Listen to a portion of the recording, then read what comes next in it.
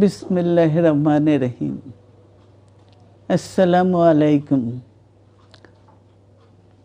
দীর্ঘদিন অসুস্থ থাকার পর আপনাদের সামনে কথা বলতে পারার জন্য আল্লাহর কাছে শুকরিয়া আদায় করছি।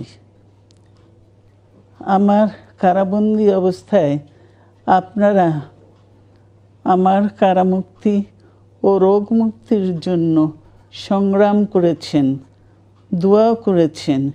সেজন্য আমি আপনাদের সকলকে ধন্যবাদ জানাচ্ছি। দীর্ঘ আন্দোলন সংগ্রাম ও ত্যাগের মধ্য দিয়ে আমরা ফ্যাসিবাদী অবৈধ সরকারের কাছ থেকে মুক্তি পেয়েছি। আমি আন্তরিক ধন্যবাদ জানাতে চাই আমাদের বীর সন্তানদের, যারা মরণপণ সংগ্রাম করে এই অসম্ভবকে সম্ভব করেছে। শত শত শহীদদের জানাই শ্রদ্ধা। এ বিজয় আমাদের নতুন সম্ভাবনা নিয়ে এসেছে। দীর্ঘদিনের নজিরবিহীন দুর্নীতি,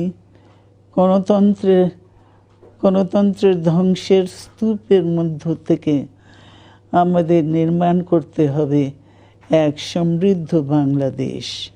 ছাত্র তরুণরাই আমাদের ভবিষ্যৎ।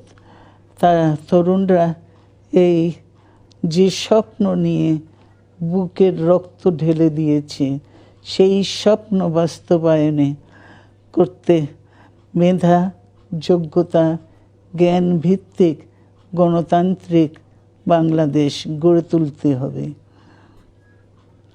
শোষণহীন সমৃদ্ধ বাংলাদেশ। সকল ধর্মের গোত্রের অধিকার নিশ্চিত করতে হবে। শান্তি, প্রগতি আর সাম্যের ভিত্তিতে আধুনিক বাংলাদেশ নির্মাণে আসুন আমরা তরুণদের হাত শক্তিশালী করি। ধ্বংস নয়, প্রতিশোধ নয়, প্রতিহিংসা নয়, ভালোবাসা, শান্তি ও জ্ঞান ভিত্তিক সমাজ গড়ে তুলি। আল্লাহ হাফেজ। বাংলাদেশ জিন্দাবাদ। দর্শক, আশা করি আপনারা সম্পূর্ণ ভিডিওটি না টেনে দেখেছেন এবং এই ভিডিওটি থেকে আশা করি আপনারা অনেক কিছু বুঝতে পেরেছেন। এই ভিডিওটি থেকে আপনাদের যদি কোনো মতামত থেকে থাকে তাহলে আপনাদের মূল্যবান মতামতটি অবশ্যই কমেন্ট বক্সে জানিয়ে দেবেন। আজকের ভিডিওটি পর্যন্তই, দেখা হবে আবার কোনো পরবর্তী ভিডিওতে। সে পর্যন্ত ভালো থাকুন, সুস্থ থাকুন। আল্লাহ হাফেজ।